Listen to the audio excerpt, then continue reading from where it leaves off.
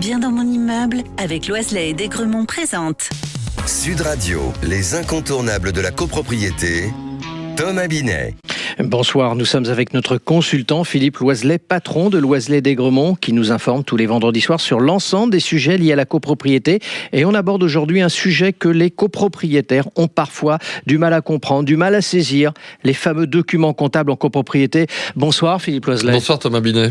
Philippe, pour commencer, quelle est justement la réglementation applicable en matière de comptabilité pour les copropriétés ? Eh bien, la présentation de la comptabilité des copropriétés a été uniformisée en 2007 avec l'entrée en vigueur de l'obligation des modèles de présentation des comptes, obligatoire pour tous, et la tenue d'une comptabilité spécifique aux copropriétés. Ce texte a défini les modèles obligatoires de présentation des comptes et depuis le 1er janvier 2007, toutes les copropriétés utilisent normalement une comptabilité normalisée basée sur un plan comptable qui leur est propre. La réforme a par ailleurs rendu obligatoire la production de documents financiers selon des modèles normalisés pour faciliter la lecture et le contrôle et s'applique à toutes les copropriétés, quelle que soit leur taille et leur nature. Alors Philippe, quel document comptable le syndic doit-il diffuser aux copropriétaires au cours de l'année? Avant toute chose, ce que l'on appelle les appels de fonds. Ces avis, généralement envoyés trimestriellement, sont des acomptes calculés en fonction du budget voté par les copropriétaires en assemblée générale. C'est le même principe que les acomptes d'impôts qui sont régularisés en fin d'année. On les remplace, ces acomptes, par les dépenses réelles et la participation de chacun dans les dépenses. Mais à quoi servent justement ces fameux appels de fonds dont vous avez commencé à nous parler?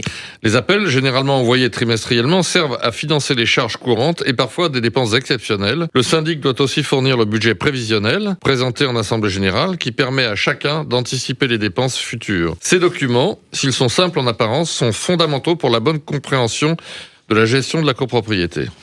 Philippe, et lors de la clôture de l'exercice comptable, quel document précis le syndic doit-il communiquer à l'ensemble des copropriétaires ? À la clôture des comptes, c'est-à-dire en fin d'exercice, le syndic remet aux copropriétaires un ensemble complet de documents pour information et approbation en assemblée générale. D'abord, il s'agit des 5 annexes comptables obligatoires, l'état financier après répartition, le compte de gestion général, les comptes de gestion pour opérations courantes et pour travaux exceptionnels, ainsi que l'état des travaux non clôturés.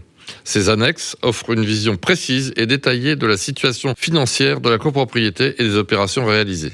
Et le syndic doit-il fournir d'autres éléments que ceux que vous venez d'évoquer ? Oui, il transmet également la liste des soldes de chacun des copropriétaires, ainsi que la situation de trésorerie de la copropriété et le budget qui sera soumis au vote de l'Assemblée générale.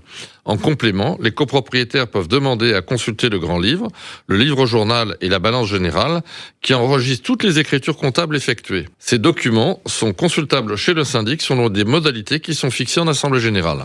Et les copropriétaires peuvent-ils avoir accès aux factures de leur immeuble ? Bien sûr. D'abord, le conseil syndical est invité chaque année à vérifier la comptabilité dans son ensemble avant sa diffusion, qui n'est en général réalisée qu'après ce contrôle. Et les copropriétaires ont accès aux mêmes factures et aux documents comptables de la copropriété, grands livres, journaux comptables, dans des conditions qui sont également fixées par l'Assemblée générale. Et un dernier mot pour parler justement de la fameuse comptabilité. Oui, ou plutôt au sujet de la trésorerie. Oui. Il faut rappeler que chaque copropriété dispose de son propre compte bancaire, totalement distinct de celui du syndic. Donc, et j'aime à le dire assez souvent, quand un copropriétaire ne paye pas ses charges, quelle qu'en soit la raison, ce n'est pas le syndic qui est lésé ou qui est pénalisé, c'est la copropriété. Oui.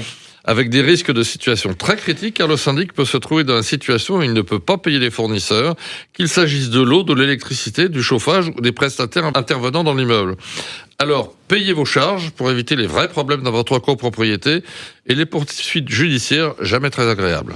Merci Philippe pour toutes ces précisions et on vous retrouve vendredi prochain à 18h50 pour un autre numéro d'Osez Investir, les incontournables de la copropriété. Et pour ce qui me concerne, je vous donne rendez-vous dimanche matin dès 9h27 sur Sud Radio dans la matinale week-end. Sud Radio, les incontournables de la copropriété, Thomas Binet. Avec Loiselet et Desgremont, bien dans mon immeuble.